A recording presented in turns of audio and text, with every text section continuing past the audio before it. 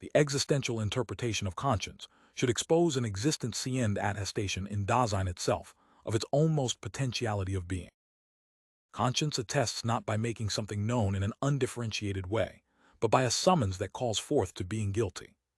What is thus attested to is grasped in the listening which understands without distortion the call in the sense it has itself intended. Understanding the summons, as a mode of being of Dasein, first gives the phenomenal content of what is attested to in the call of conscience. We characterized authentically understanding the call as wanting to have a conscience. Letting one's almost self act in itself of its own accord in its being guilty represents phenomenally the authentic potentiality of being attested to in Dasein itself. Its existential structure must now be exposed. Only in this way can we penetrate to the fundamental constitution, disclosed in Dasein itself, of the authenticity of its existence. As self-understanding in one's almost potentiality of being, wanting to have a conscience is a mode of disclosedness of Dasein. Disclosedness is constituted by attunement and discourse, as well as by understanding. Existential understanding means to project oneself upon one's almost factical possibility of having the potentiality for being in the world. But the potentiality of being is understood only by existing in this possibility. What mood corresponds to such understanding? Understanding the call discloses one's own Dasein in the uncanniness of its individuation. The uncanniness revealed in understanding is genuinely disclosed by the attunement of anxiety belonging to it. The fact of the anxiety of conscience is a phenomenal confirmation of the fact that, in understanding the call, Dasein is brought face to face with its own uncanniness. Wanting to have a conscience becomes a readiness for anxiety. The third essential element of disclosedness is discourse. The call itself is a primordial discourse of Dasein, but there is no corresponding counter-discourse in which, for example, one talks about what conscience has said and tries to deal with it. In hearing the call understandingly, one denies oneself any counter-discourse, not because one has been overcome by an obscure power, which suppresses one's hearing, but because this hearing appropriates the content of the call in an unconcealed way. The call introduces the fact of constantly being guilty, and thus brings the self back from the loud, idle chatter of the day's common sense. Thus the mode of articulative discourse belonging to wanting to have a conscience is reticence Verschwiegenheit. We characterize silent Schweigen as an essential possibility of discourse. Whoever wants to give something to understand in silence must have something to say in the summons. Dasein gives itself to understand its almost potentiality of being. Thus this calling is a keeping silent. The discourse of conscience never comes to utterance. Conscience only calls silently, that is, the call comes from the soundlessness of uncanniness, and calls Dasein thus summoned back to become still in the stillness of itself. Wanting to have a conscience thus understands this silent discourse appropriately only in reticence. It takes the words away from the common sense idle chatter of the day. The common sense interpretation of conscience, which strictly adheres to facts, takes the silent discourse of conscience as the occasion to pass it off as something not ascertainable or present at all. The fact that they, hearing and understanding only loud idle chatter, cannot confirm any call, is attributed to conscience with the excuse that it is mute and obviously not objectively present. With this interpretation, the they only covers over its own failure to hear the call and the fact that its hearing does not reach very far. The disclosedness of Dasein in wanting to have a conscience is thus constituted by the attunement of anxiety, by understanding as projecting oneself upon one's almost being guilty, and by discourse as reticent. The eminent, authentic disclosedness attested in Dasein itself, by its conscience the reticent projecting oneself upon one's almost being guilty, which is ready for anxiety, we call resoluteness Entschlossenheit. Resoluteness is an eminent mode of the disclosedness of Dasein. But in an earlier passage, disclosedness was interpreted existentially as primordial truth. This is not primarily a quality of judgment, or of any particular mode of behavior at all, but an essential constituent of being in the world as such. Truth must be understood as a fundamental existential. Our ontological clarification of the statement that Dasein is in the truth has pointed to the primordial disclosedness of this being as the truth of existence, and for its delineation, we have referred to the analysis of the authenticity of Dasein 11 now. In resoluteness, the most primordial truth of Dasein has been reached, because it is authentic. The disclosedness of the there discloses equiprimordially the whole of being in the world, being in, and the self, that is, this being seeing as I am. With the disclosedness of world, inner-worldly beings have always already been discovered. The discoveredness of things at hand and objectively present is grounded in the discoveredness of the world. 3-4. If the actual totality of relevance of things at hand is to be freed, this requires a pre-understanding of significance. In understanding significance, Dasein, taking care of things, is circumspectly referred to the things encountered at hand. The understanding of significance as the disclosedness of the actual world is again grounded in the understanding of the for the sake of which, to which discovering of the totality of relevance goes back. In seeking shelter, sustenance, and livelihood, we do so for the sake of the constant possibilities of Dasein that are near to it. Upon these, this being which is concerned about its being has always already projected itself. Thrown into its there, Dasein is always factically dependent on a definite world, its world. At the same time, those closest factical projects are guided by the lostness in the they taking care of things. This lostness can be summoned by one's own Dasein. The summons can be understood in the mode of resoluteness. But authentic disclosedness then modifies equiprimordially the discoveredness of world, grounded in it, and the disclosedness of being with others. The world at hand does not become different as far as content. The circle of the others is not exchanged for a new one, and yet the being toward things at hand which understands and takes care of things, and the concerned being with others is now defined in terms of their own-most potentiality of being a self. As authentic being a self, resoluteness does not detach Dasein from its world, nor does it isolate it as free-floating ego. How could it, if resoluteness as authentic disclosedness is, after all, nothing other than authentically being in the world? Resoluteness brings the self right into its being together with things at hand, actually taking care of them, and pushes it toward concerned being with the others. In the light of the for the sake of which of the potentiality of being which it has chosen, resolute Dasein frees itself for its world. The resoluteness toward itself first brings Dasein to the possibility of letting others who are with it be in their almost potentiality of being, and also discloses that potentiality in concern which leaps ahead and free.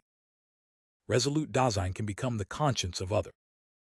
It is from the authentic being a self of resoluteness that authentic being with one another first arises, not from ambiguous and jealous stipulations and talkative fraternizing in the they and in what one wants to undertake.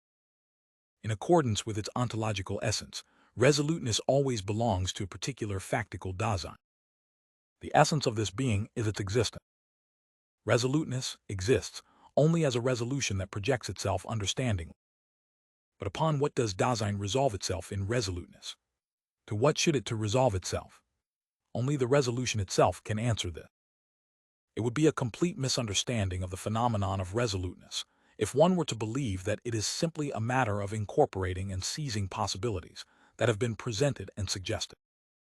Resolution is precisely the disclosive projection and determination of the actual factical possibility. The indefiniteness that characterizes every factically projected potentiality of being of Dasein belongs necessarily to resoluteness.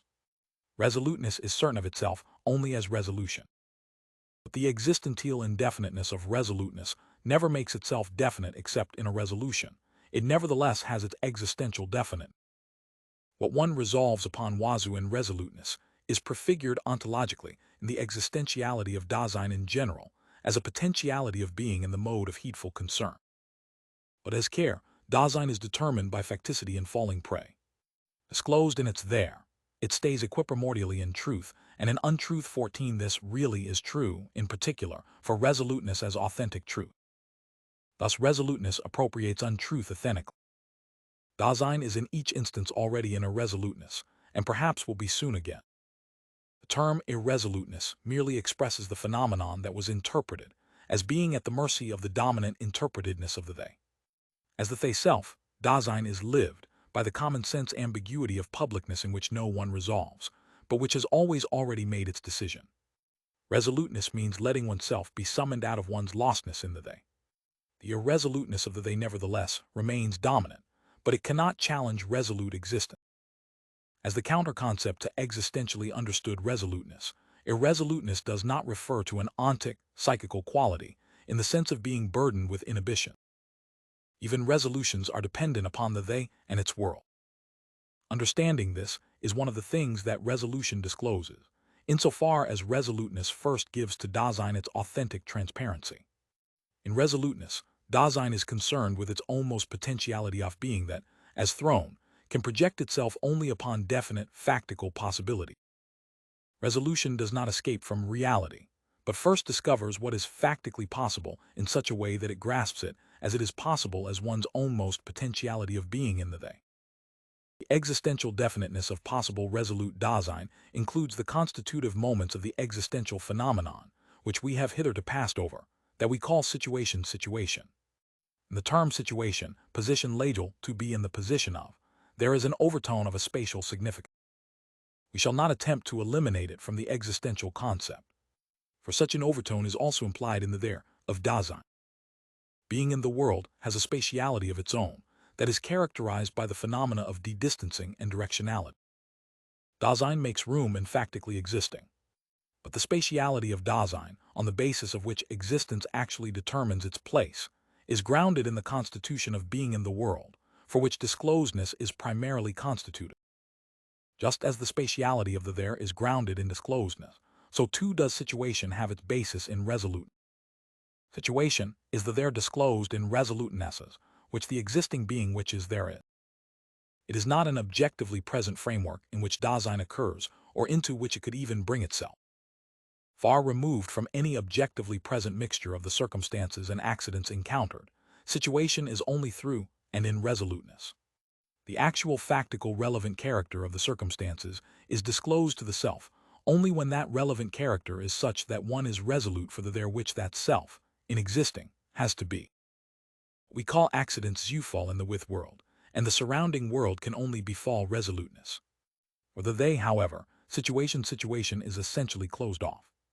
The they knows only the general situation, allgemeine Lage, loses itself in the closest opportunities, and settles its Dasein by calculating the accidents, which it misjudges as its own achievement and passes off as such.